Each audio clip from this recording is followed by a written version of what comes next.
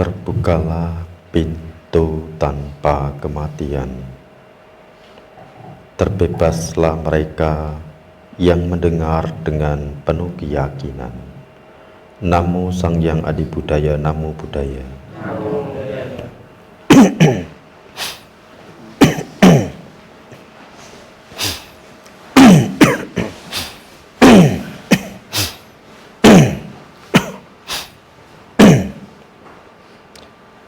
Sangga yang saya muliakan, Bapak, Ibu Pandita, dan para sahabat Dhamma. Kembali kita berkumpul hari ini untuk meneguhkan batin kita dalam keyakinan kepada Buddha, Dhamma, dan Sangha melalui aktivitas bajik, yakni puja bakti.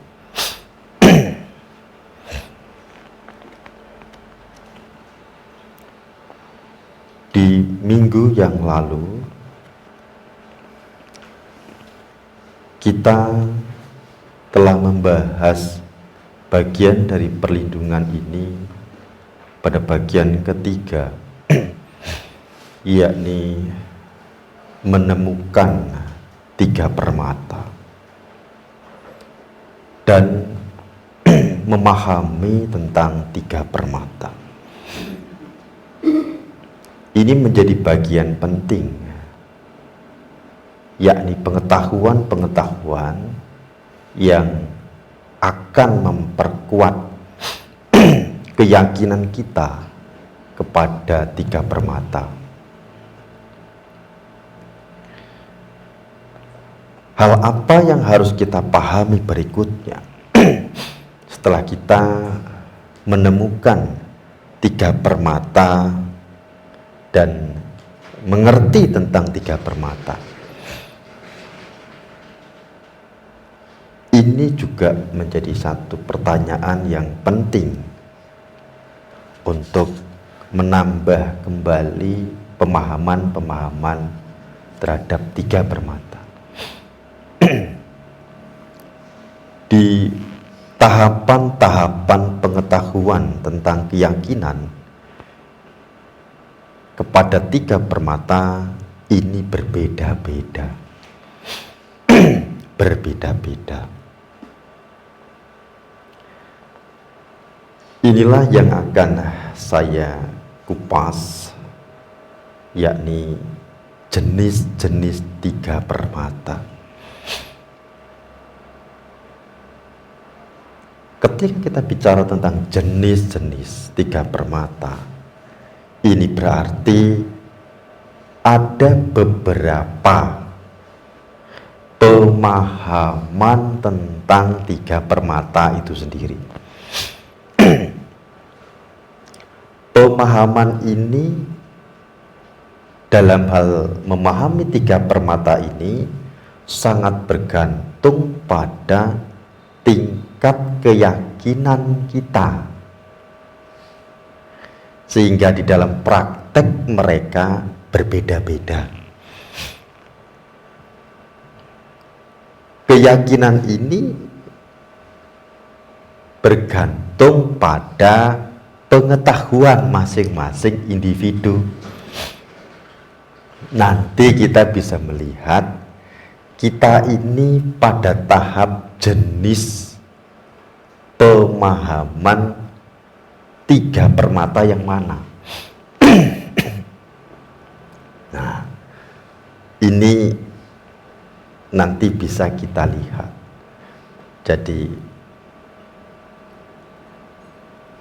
dan ini akan mempengaruhi sekali terhadap praktik. Karena keyakinan itu diantaranya adalah kesiapan dalam mempraktikkan dharma. Bagaimana kita berperilaku di dalam upaya untuk mengaktualisasi dharma ini sangat bergantung pada pengetahuan. Di antaranya adalah pemahaman tentang jenis-jenis dari tiga permata. Yang pertama, banyak orang memahami tiga permata dalam bentuk simbol-simbol. Dalam bentuk simbol-simbol. Yang dimana simbol-simbol ini juga menjadi sarana sebagai objek yang juga tersebar di berbagai dunia dalam bentuk yang berbeda-beda, dalam bentuk yang berbeda-beda. Bentuk Rupaka Buddha India, bentuk Rupaka Buddha Sri Lanka, bentuk Rupaka Buddha Myanmar, bentuk Rupaka Buddha Tibet, Tiongkok, Jepang, bahkan Indonesia berbeda-beda. Berbeda-beda. Nah, ada orang-orang dalam tahap pemahaman terhadap tiga permata pada tahap simbol seperti ini. Memahami Buddha dalam wujud simbol, memahami Dharma dalam wujud buku-buku, catatan-catatan Dharma.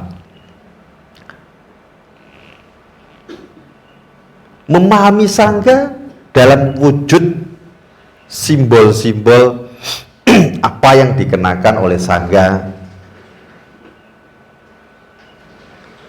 Dalam tahap ini, orang-orang yang dalam tahap pemahaman seperti ini, dia akan sangat-sangat mengagungkan simbol-simbol ini, dan ini sangat rentan sekali karena ini kebanyakan seperti ini. Belum pada tahap pemahaman terhadap esensi, gitu. Belum pada tahap pemahaman pada esensi. Jadi sangat mengagungkan akan simbol-simbol ini, gitu. Jadi bahkan kalau mau bakar dupa, ndak ada patung Budanya, ndak isah. Mau baca parita, mau beraspirasi, nggak ada patung Budanya, ndak isah. Gitu. Mau menunjukkan respek dengan bersujud kepada Buddha Dhamma Sangha, kalau nggak ada wujud patungnya, ndak isah. Dan ini yang paling banyak. Bahkan kalau sekali suka dengan bentuk begini, mau harga berapapun itu dibeli. Dibeli. Bukan karena dia melihat ini Buddha, sudah ini Buddha. Ini Buddha. Ini Buddha. Gitu. Ini Buddha. Melihat Dharma juga demikian. Bahkan secara ini buku Dharma, dia bahkan bisa muncul kemarahan yang luar biasa ketika misalkan buku Dharma ini diletakkan di bawah seperti itu, marahnya luar biasa. Ada orang-orang yang dalam tahap seperti ini. Ada orang dalam tahap seperti ini, gitu. Demikian pemahaman terhadap Sangha dalam wujud simbol-simbol juga. Di tahap-tahap seperti ini adalah tahap-tahap yang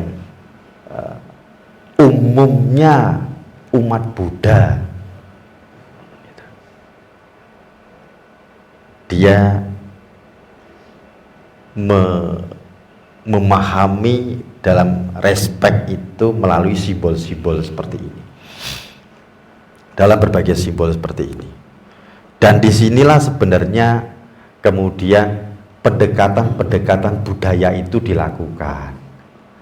Dalam bentuk-bentuk budaya itu dilakukan melalui simbol-simbol seperti ini. Dalam tahapan seperti ini, kualitas batinnya masih sangat rentan sekali, sangat rentan sekali,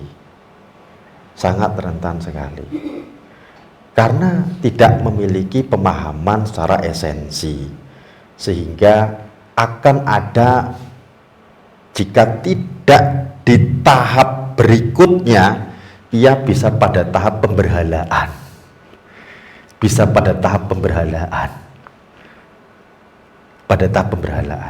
Bahkan berpikir bahwa Buddha ada di sana gitu. Ketika dia memiliki rupang Buddha gitu misalkan, ini rupang Buddhanya sudah dibacakan Parita sama Bante, berarti sudah ada isinya ini rupang gitu. Udah ada isinya ini rupang. Udah ada isinya ini gitu, rupangnya. Ada yang sampai seperti ini. Begitu lihat rupang Buddha itu, yang dilihat, ini isinya, energinya luar biasa, ini Buddhanya sangat sekali yang di sini Buddhanya gitu. Dalam tahap-tahap seperti itu. Nah, di dalam tahap-tahap begini ini sangat rentan sekali keyakinan sangat rentan sekali. Mereka belum mau membaca Parita, belum mau mempelajari buku-buku Dharma itu, belum mau gitu, belum mau. Ya, dalam tahap membakar dupa pun belum pada tahap itu merenungkan ini sebagai simbol yang membangkitkan pemahaman akan kualitas Buddha, belum. Baru pada tahap pengaguman saja gitu. Di tahap seperti ini, ya bakar dupa gitu aja sudah, bakar dupa pada tahap-tahap seperti ini. Ini kembali, ini sangat rentan sekali.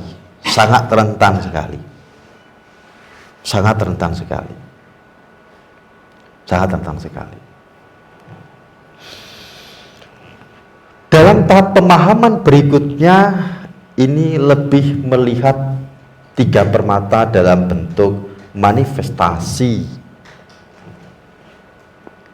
Ia sudah mulai membaca tentang histori, tentang sejarah gitu. Dan mulai memahami bahwa ini hanya sebagai bentuk simbol. Jadi kalau melihat ini, saya ingat Buddha. Gitu. Dalam tahap pemahaman tahap kedua, memahami bahwa pencerahan itu termanifestasi dalam wujud rupa, yakni Sakyamuni.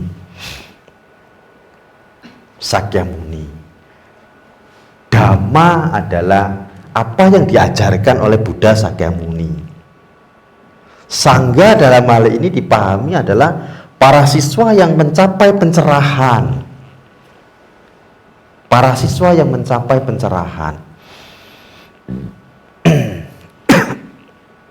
Pada tahap pemahaman seperti ini masih keluar juga, belum ke dalam. Dalam tahap pemahaman ini, ketika ia melihat rupaka Buddha, melihat buku-buku Dhamma, melihat Sangga, itu tidak hanya sebagai simbol, tapi mulai melihat dan memiliki pemahaman akan kualitas-kualitas Buddha, bahwa ada manusia yang tercerahkan dengan kualitas-kualitas yang luar biasa. Mulai ke sana pemahaman yang dimiliki ketika dia di depan rupang Buddha ini, sudah mulai memahami tentang manusia yang tercerahkan, tentang ajaran yang diberikan yang bisa membuat tercerahkan. Mulai ke sana pemahamannya. Ia mulai melihat itu dalam memahami tiga permata. mulai pada tahap jenis yang ini. Ketika ia duduk di depan cetia, dia bersujud kepada Buddha Dhamma Sangha, tidak lagi berpaku pada bentuk rupakannya, tetapi lebih membangkitkan sisi pemahaman akan kualitas dari sosok manusia yang telah mencapai pencerahan. Ia melihat itu, mulai ke sana. Dalam tahap ini sudah memiliki perilaku yang berbeda. Sisi keyakinan pun sudah berbeda juga. Sudah berbeda juga. Dalam tahap pemahaman tiga permata di tahap yang jenis yang kedua ini. Ini sudah berbeda. Sudah berbeda. Melihat para biku tidak sekedar sebagai simbol adanya sangga saja, tidak. Tidak, mulai melihat pada sisi kualitas-kualitas dalam kesucian, mulai melihat ke sana. Mulai memahami betul bahwa ada manusia yang tercerahkan, ada ajaran yang mencerahkan, dan kita bisa juga tercerahkan. Mulai ke sana pemahamannya dalam tahap-tahap yang ini. Di dalam tahap ini pun bukan hal yang mudah, karena di dalam tahap ini masih juga rentan. Belum menyentuh pada tahapan Buddha secara esensi, belum menyentuh pada tahapan itu.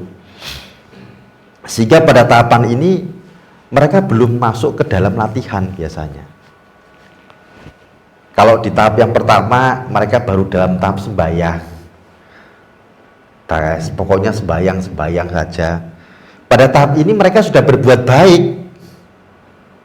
Sudah bukan hanya sembahyang saja, tapi masuk ke dalam tahap mereka itu sudah mulai praktek dalam kebaikan. Entah itu dalam dharma, entah itu dia mulai untuk aktif dalam kebaikan dalam aktivitas dharma, begitu. Sudah mulai ke sana. Sudah mulai ikut dalam aktivitas-aktivitas seperti itu. Gitu. Mulai ikut ke sana. Mulai kemudian ia mendukung para sangga. Gitu. Mendukung dalam hal sisi kebutuhan, dalam sisi activity untuk latihannya, mulai mendukung ke sana. Gitu. Tetapi belum mau untuk masuk ke latihan, belum mau masuk ke latihan, belum di dalam tahap pemahaman ini. Dia mulai masuk ke dalam tahapan untuk perbuatan baik. Jenis yang berikutnya adalah jenis yang mereka sudah memiliki pemahaman secara esensi terhadap tiga permata. Buddha dilihat dan dipahami sebagai pencerahan, batin yang bersih dari kekotoran, tercerahkan, dan ini membawa pada pembebasan. Sudah pada tahap pemahaman itu, dharma dipahami di sini sebagai ketidaklekatan.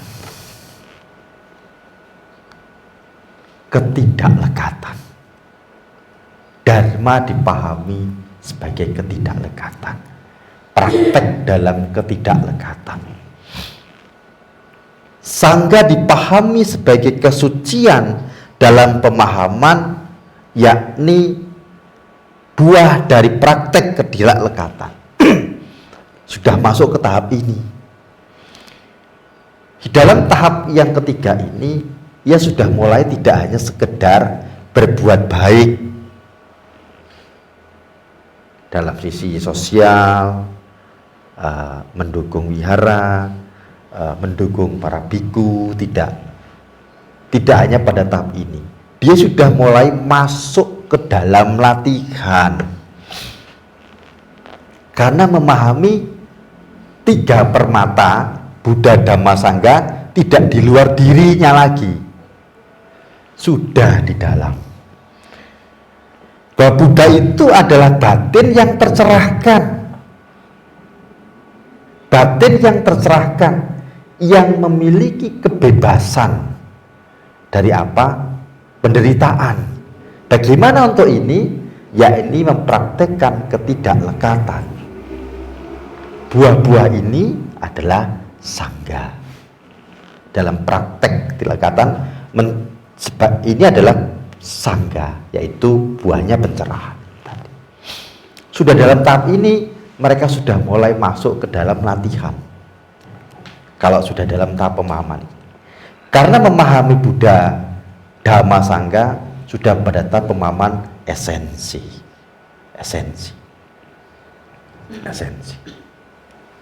Sehingga di sini Dharma itu sudah menjadi terapi hidup. 3 permata itu sudah menjadi terapi hidup. Dalam hal ini sudah menjadi terapi hidup, masuk ke dalam praktek ini, sudah masuk ke dalam praktek. Sehingga di sini ia melihat Buddha, melihat Dharma, melihat Sangga tidak pada luar, tapi melihat itu pada praktik sudah. Dan ia masuk ke tahapan-tahapan itu, merasakan langsung bagaimana batin yang tercerahkan, bagaimana praktik ketidaklekatan yang membuahkan apa yang dikatakan sebagai kesucian dan pembebasan atau batin tercerahkan. Sudah masuk ke tahap itu.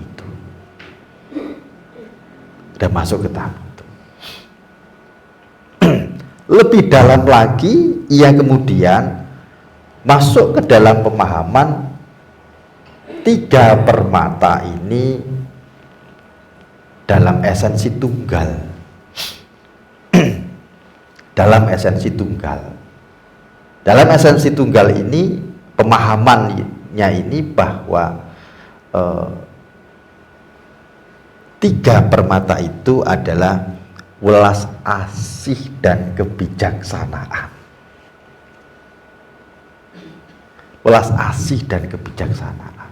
Dalam hal ini sudah masuk betul-betul pada tahap praktek yang mengarah kepada pencerahan itu sendiri. Dalam jenis yang ini. Dalam tahap berikutnya, memahami bahwa 3 permata ini sebagai bawaan, bahwa kita ini punya benih-benih ini. Kita punya benih pencerahan. Semua makhluk itu kita memahaminya bahwa kita itu punya benih pencerahan itu. Kita punya Dharma itu. Ada Dharma. Ada kebenaran yang membawa pada pencerahan itu. Ada kesucian dalam batin kita. Di dalam tahapan ini itu ia sudah memiliki satu penghormatan dalam praktik secara mendalam, bahwa praktek apapun itu adalah upaya untuk berlindung dan mengarah kepada pencerahan, kepada permata itu. Sudah ke sana. Kita dalam tahapan yang mana? Mari coba kita untuk lihat ke dalam.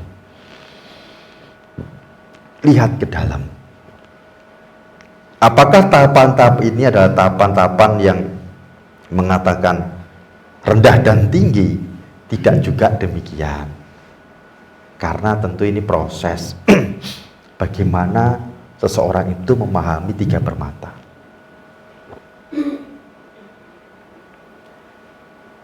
Maka kita yang masih dalam tahap pertama misalkan, ketika kita baru tahap pertama yang hanya mengagumi bentuk rupaka Buddha dalam upaya untuk sekedar menyembah saja dengan berbagai persembahan, mulailah untuk dibenahi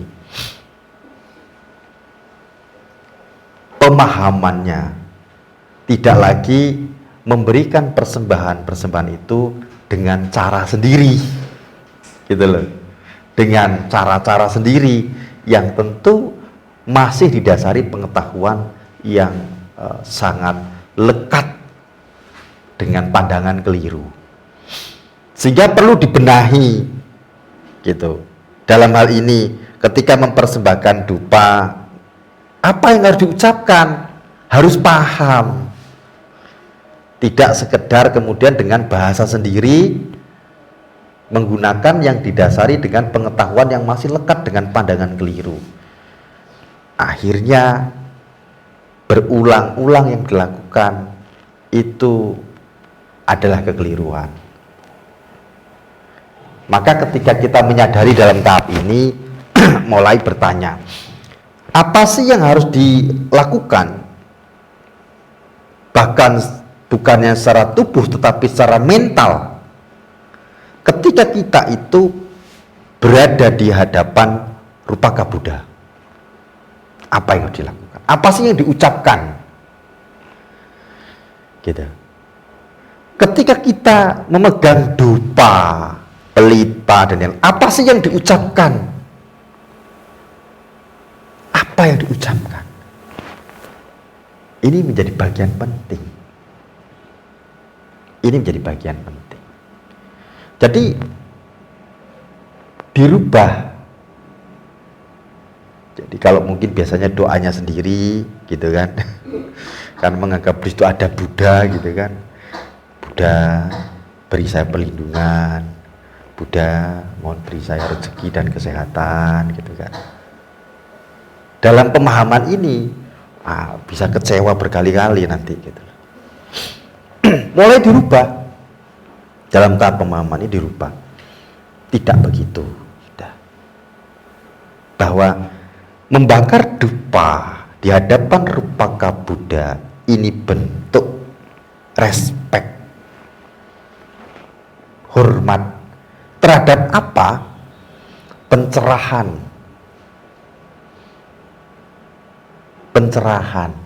Buddha, gitu. Maka kita harus memahami Buddha itu sendiri. Nah, yang sering Anda baca di Piso, Bhagawa, Arahang, 9 kualitas itu muncul itu dalam batin,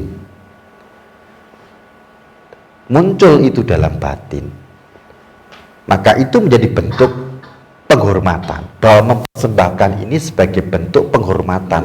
Ada hal praktik dharma yang kita lakukan dalam bentuk pemberian dan penghormatan, dua nilai bajik dalam kebaikan, yaitu mendermakan, misalkan di situ dupa, gitu, dan bentuk respek kepada Buddha, Dhamma, dan Sangha. Maka menghormat dengan mempersembahkan dupa kepada 3 permata. Menghormat dengan mempersembahkan dupa kepada 3 permata. Dengan penghormatan ini semoga mengondisikan kebahagiaan dan kesejahteraan dalam waktu yang lama. Semoga mengondisikan hancurnya kekotoran batin dan tercapainya nibbana. Ini cara berdoanya dirubah sudah, gitu loh.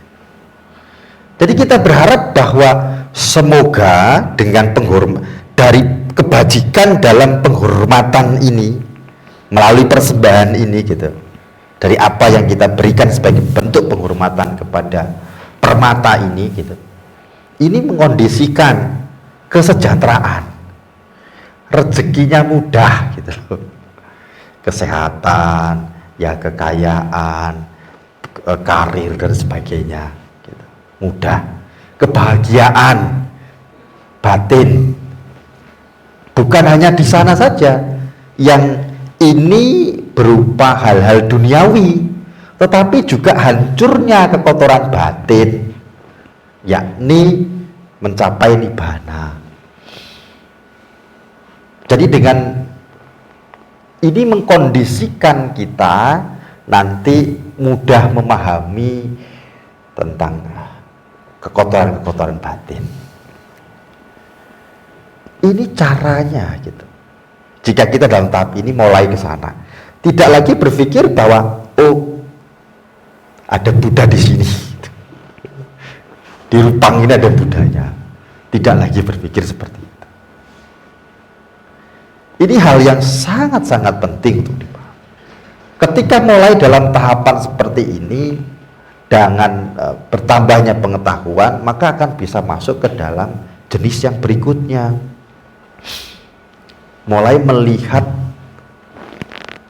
laku-laku yang dipraktekkan oleh manusia Buddha, yakni Sakyamuni, dan juga oleh para siswanya.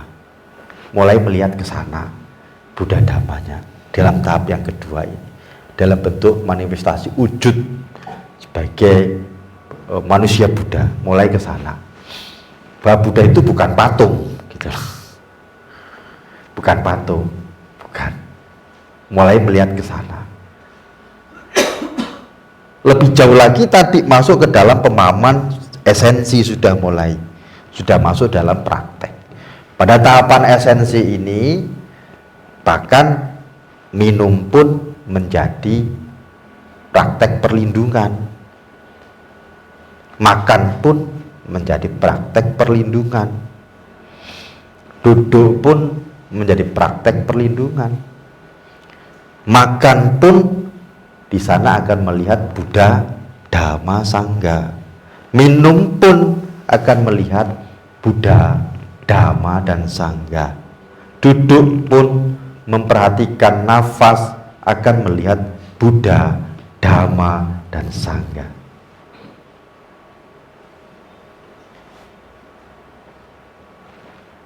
Akan muncul pemahaman seperti ini.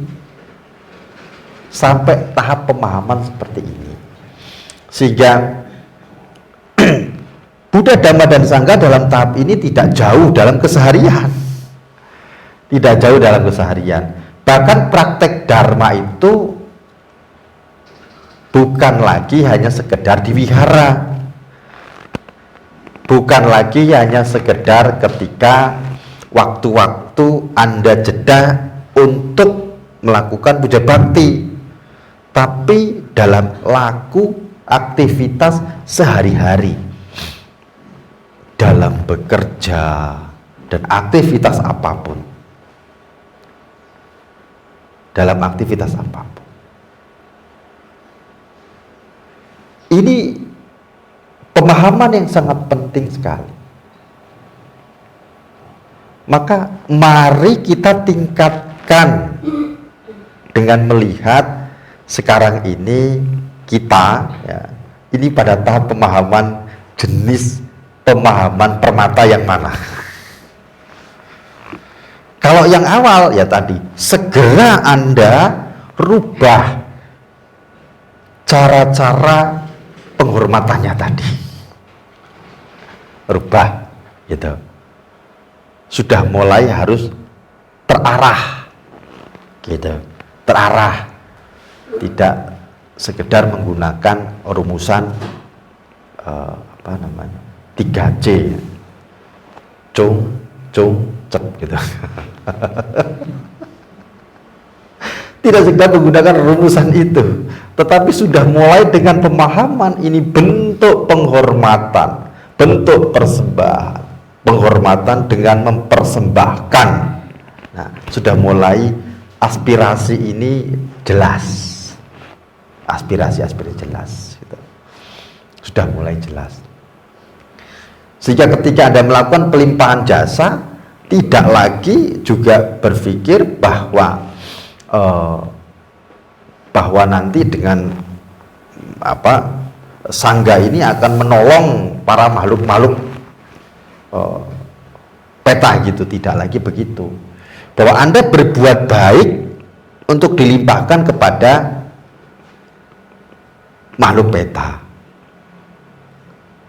dan Anda berbuat baik ini melihat sangga ini sebagai landasan kebajikan, bukan dengan bantenya membaca parita lalu makhluk petanya selamat, tidak lagi ke sana, gitu. Sehingga tidak lagi yang namanya melimpahkan jasa itu melekat dengan parita ataupun mantra, tidak lagi ke sana, lebih kepada mencari landasan kebajikan yang baik, gitu, agar kita punya kebajikan dan melimpahkan, gitu. Pemahaman tentang tiga permata akan memperjelas tentang praktik-praktik kita kepada Dhamma, akan memperjelas, di dalam pemahaman di tahap esensi tadi akan menjadi bagian yang sangat penting sekali, karena di sana kita sudah mulai tergerak dalam praktik. Kalaupun di tahap yang kedua misalkan dalam memahami wujud daripada Buddha yaitu Sakyamuni, paling tidak kita memiliki role model guru sana, guru, bahwa ada makhluk manusia Buddha, ada manusia yang tercerahkan dan mencerahkan kemudian, gitu. Ada role model, tapi tahap ketiga udah mulai ke dalam,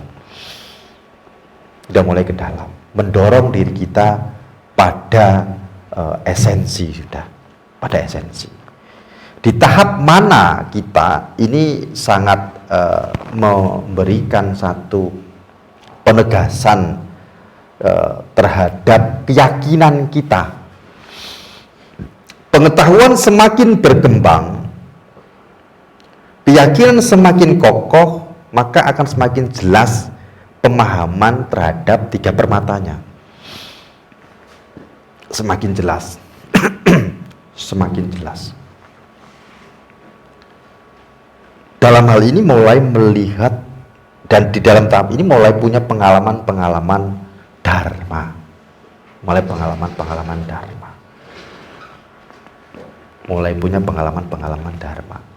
Sehingga mulai seringkali saya katakan memiliki kemandirian, gitu loh.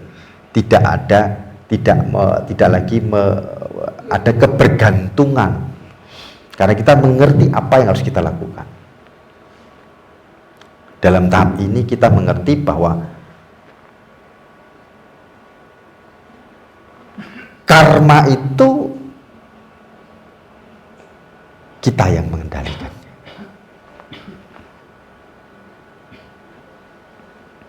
Kehidupan ini kita yang mengendalikan. Dalam tahap pemahaman, maka mari di tahapan manapun pemahaman Anda tentang tiga permata ini teruslah untuk dikembangkan pengetahuannya, dikembangkan sampai ke tahap-tahap pemahaman tentang esensi. Karena pada tahap ini kita akan lebih kepada sisi saya sering mengatakan kemandirian. Di tahap-tahap 1-2 ini masih dalam kelekatan.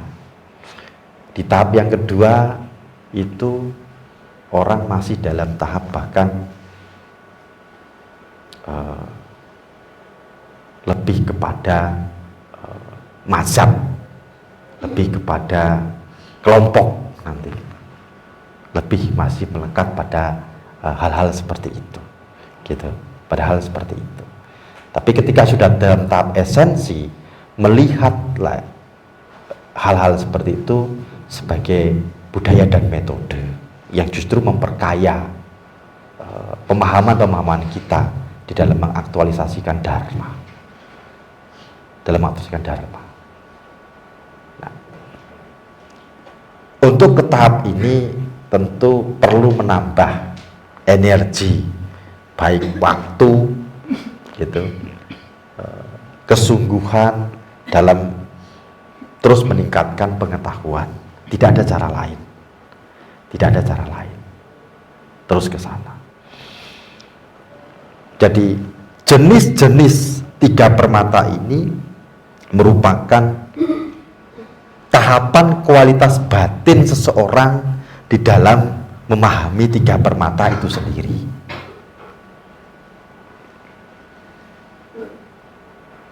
Tahapan kualitas batin seseorang memahami 3 permata itu sendiri. Maka sekali lagi, mari kita tingkatkan pengetahuan kita di dalam pemahaman tentang 3 permata ini, sehingga keyakinan kita akan semakin kokoh, semakin memperjelas tentang apa yang harus kita lakukan di dalam upaya untuk memahami perlindungan dan menemukan kembali 3 permata di dalam kehidupan sehari-hari kita. Terima kasih.